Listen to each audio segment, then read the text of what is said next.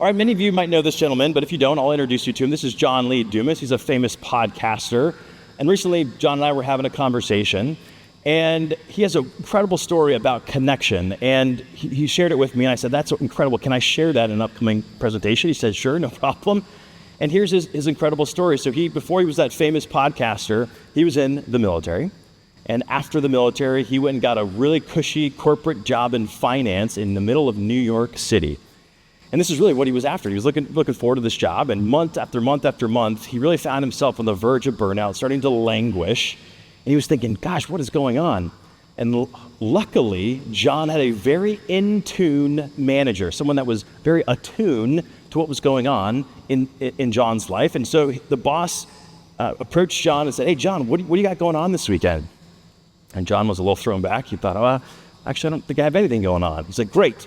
You should invite all your teammates over to your house this weekend. He thought, okay, well, that seems a little odd. But his military background kicked in, and he thought, obey orders from my leader. Like, okay, I'll do that. And so he invited all of 8 of his team members over to his house, and he was shocked when all 8 actually showed up. And they had a wonderful time conversing and connecting.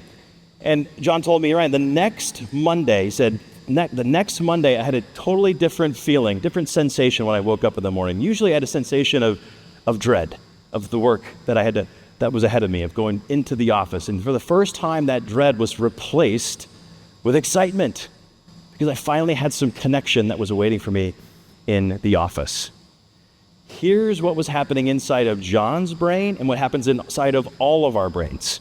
So recently they did some research, and they put people through an experience of exclusion, and their brain lit up when that exclusion occurred.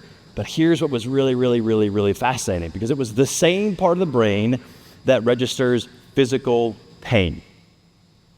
So what can we deduce from all this? Well, when you and I, when we are being excluded, we process it. It's being felt the same as being physically hit. And where this intersects with this tremendous group of leaders is around your leadership competency, around inclusion and belonging. This is why it's so critical that we touch on this and we focus on this. Because if the team that you're leading, if any one of them are feeling detached from the group, they're distracted at best, and they'll be debilitated at worst. So we got to step into this, and we got to find a way to cultivate more connection, even across our multi-generational teams.